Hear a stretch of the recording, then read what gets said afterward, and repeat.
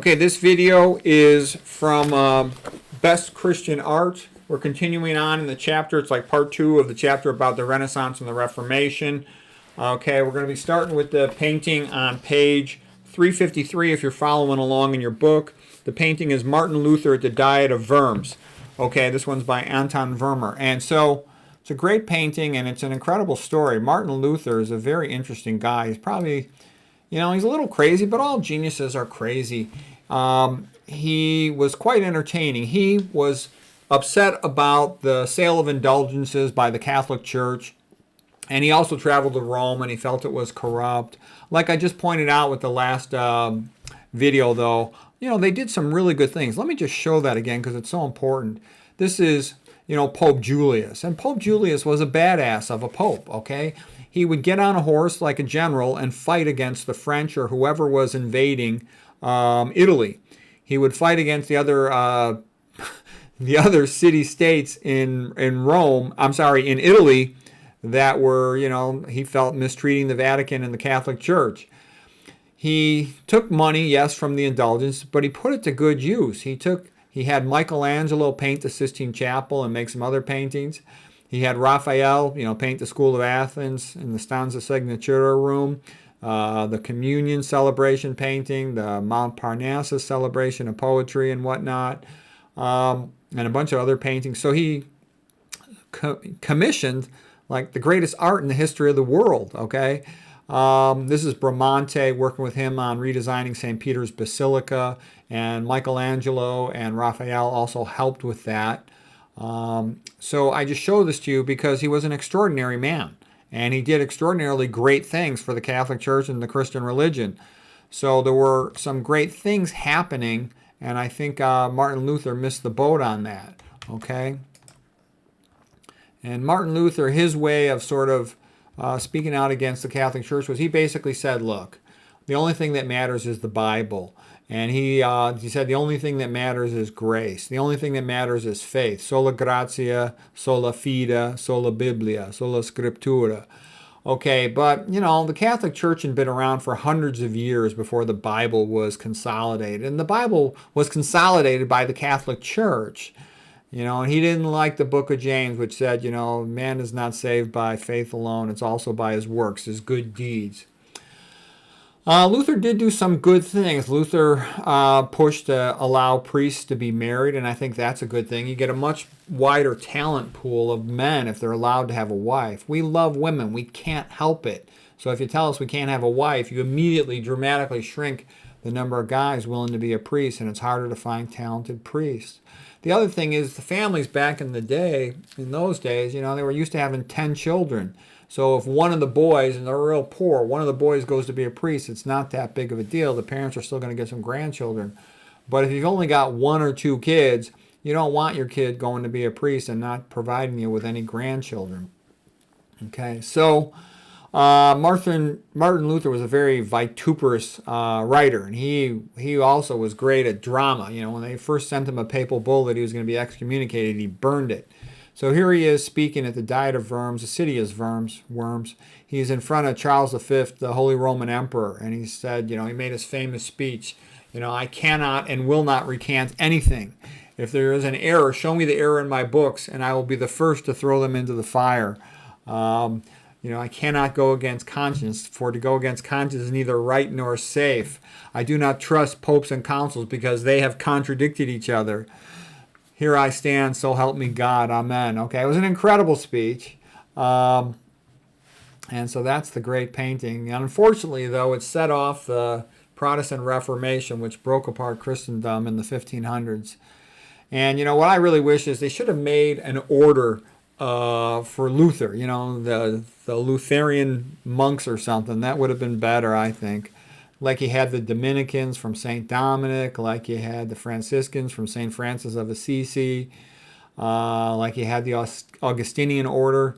Martin Luther was an Augustinian monk. And I think, Protestantism is kind of bleak, this whole idea of be good so you don't burn in hell. And I think a little too much emphasis on that rather than some of the enjoyment of daily life, Christian aesthetics, the message of Christ. Be nice to each other, forgive each other, get along, give each other the benefit of doubt.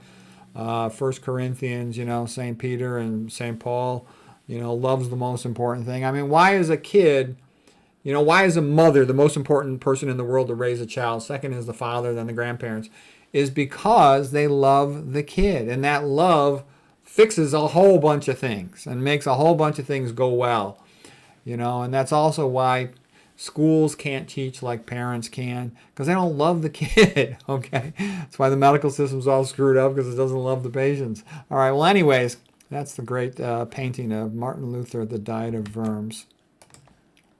That's actually the painting on the cover of one of my other books, Martin Luther, The Diet of Worms. I put that on the cover of my book about the Medical Reformation because I thought it was such an awesome painting. There it is, Martin Luther at the Diet of Worms on my cover of my other book called The Medical Reformation.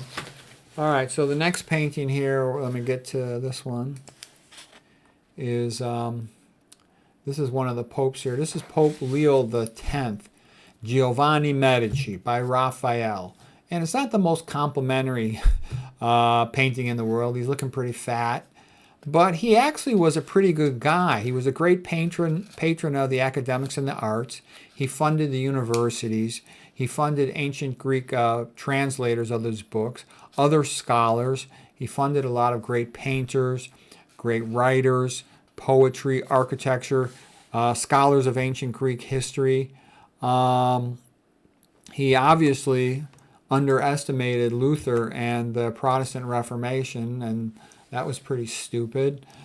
But, I've read a bunch of biographies of Luther, and I've read a whole bunch of books on the Reformation, and I came away liking him. Yeah, he screwed up, but he was actually a good guy. And they were doing some good things. I mean, look at the Catholic Church. It's produced the best art, the best science, the best universities, the best literature, the best sculpture. It's produced a lot of the best that mankind has ever produced. That's one of the reasons why I stayed a Christian, even though people told me, why don't you try this or this or that? It's because, I want to be part of the great artistic tradition. I wanted to be a writer. I mean, unfortunately, I make all my money from clinical medicine, so it kind of works me into the ground. I don't have that much time or energy left over for other things, but I do the best I can because the Christian aesthetic tradition, it's the best. It's the best by a factor of 1,000. There's nothing even close. This multiculturalism is nonsense. There's nothing like Christianity for the production of magnificent painting, magnificent literature. It's incredible, magnificent music. That's why it's such a great thing. I mean, amongst other things, the message of Christ. Yeah, sure, all that fine. But we're talking about Christian aesthetics here. And now here's the sad outcome of Luther. Luther's Protestant Reformation did a lot of things he would not have wanted. And I know Luther talks about this too. So Charles V sacked Rome in 1527, and it was basically a disaster. The Roman population decreased from 55,000 to 10,000. 12,000 people were killed. Many others fled. The nuns were RAPED'd by the Protestant soldiers, many of them from Germany. And it was just a brutalization and a destruction of Rome. Okay, what good was that? How is that Christian? All right? It was stupid. It was, in a sense, like a civil war, and it was a disaster, and it was bad, okay? And the behavior was just off the charts bad. And what came out of Protestantism, okay? Luther had the backing of the Protestant princes, but what you're doing with this scenario when the secular rulers take over the religion is it becomes secularized and it becomes political, expedient for the ruler, and it becomes less religious in the long term. And that's been the case over time. The Catholic Church is still intact. Don't get me wrong, the leaders of the Catholic Church at the present are about the worst ever. So it's been corrupted too, but at least the Catholic Church amongst the followers is still a great thing. You don't need organized religion to be a Christian. I don't go to church just because I don't know of any priests that are worth listening to locally for me. I wish there was one, but they've also wimped out because they've allowed themselves to follow all these stupid rules for money that they're not allowed to say anything interesting. Okay, so what's the point? The church should be somewhere where they talk about whatever's interesting at the moment. They should talk about nutrition in church. They should talk about health. They should talk about whatever the community needs to hear. But they don't tend to do that. They tend to just read some same old boring thing out of the missalette or whatever that they've been doing for 50 years, and it's boring. Okay, here's Cardinal Alessandro Farnese, who became Pope Paul III, and he commissioned Michelangelo to paint the Last Judgment of the Sistine Chapel. He also approved of the Order of the Jesuits as founded by St. Ignatius.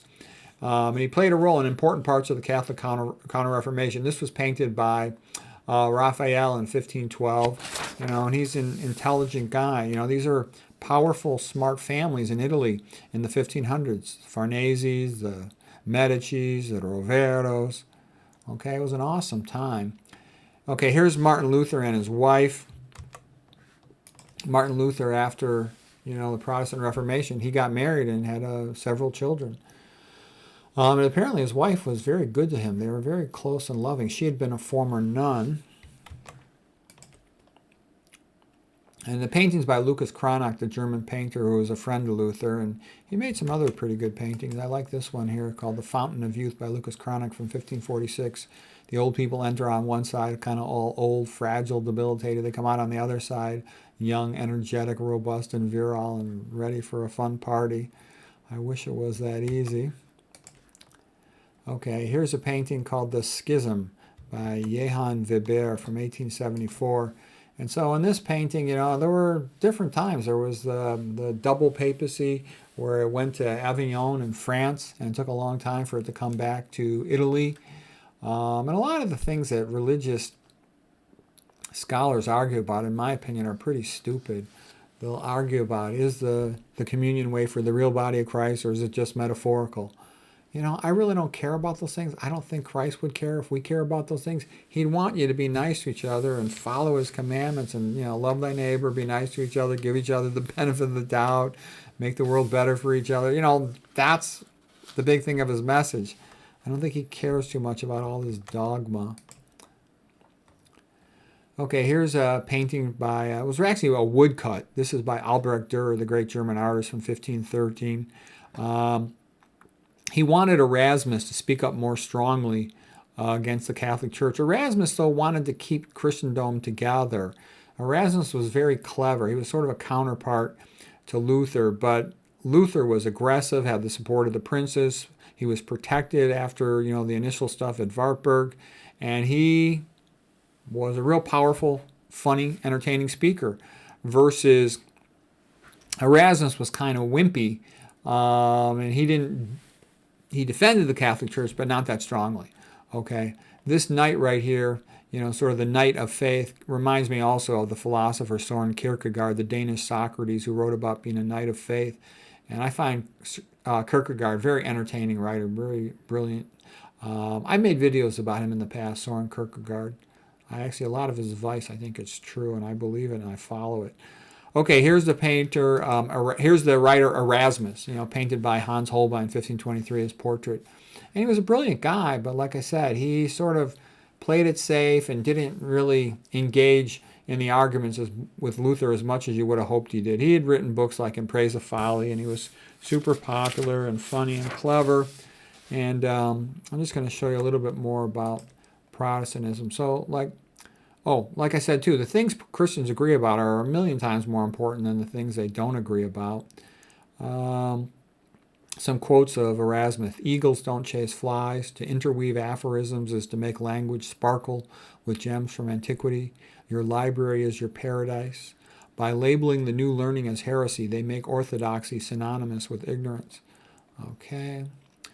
Some valid quotes. And then here's the things I really didn't like about the Protestant Reformation. Basically, they had this idea that the paintings and the sculptures inside of churches were idolatry. And so they would tear them down. They'd rip down paintings, burn them in a fire. They would tear down statues. That's barbarism. Okay, another point, too, is the Catholics don't pray. They don't worship the saints or worship Mary. They might pray to a saint with the idea of the saint, please, that you get to talk to God sometimes. Please ask God if he'll do me a favor, okay? So it's intercession. And the gist of it is that if you pray to a saint and your wish doesn't come true, you can then pray to some other saint, and maybe they'll have more influence on that particular request. And some people are scared to pray directly to God because they're afraid if God rejects them, then they're screwed. There is no alternative way to pray if you're rejected. Okay, so anyways, though, and I've heard another quote. I think it was Bishop Barron who said it. You know, a movement has gone bad when it starts destroying beautiful things. Yeah, the glorification of God through these paintings and sculpture is a good thing. You go into these Protestant churches and they're sort of bleak. If you're not allowed to enjoy painting or make a painting, all you can do is read the Bible. You know, that gets a little boring, okay? We want to sing songs. And Luther, don't get me wrong, was good for music, but still, there's something kind of bleak and austere about the whole Protestant mentality. It's a lot of medieval theology and not enough Christian aesthetic beauty and goodness, you know. The strain of Catholicism largely comes out of a Greek Aristotelian worldview versus the strain of Augustinian Catholicism through predestination, through Protestantism. A lot of that comes out of Plato's Platonic worldview. And Nietzsche had even said that a lot of Christianity was Platonism for the masses, okay? And Schopenhauer would say that religion is metaphysics for the masses. So all I'm saying is Catholicism is more sustainable. It has more fun, interesting, enjoyable stuff for everybody. And most of this dogma is a pain in the butt, you know, and I don't really care about it that much. I care about just the message of Christ, okay? That's what makes people happy. That's what creates good communities. And all this stuff about tearing down churches, I think it's terrible. I didn't mean to make myself big here. Let me get myself out of the way. What happened? Where did my screen go? I think I got it. Okay, there it is. I got to find it. Sorry about that. Sometimes I hit a short key button and I didn't even realize I hit it. Okay, let me go to the video here.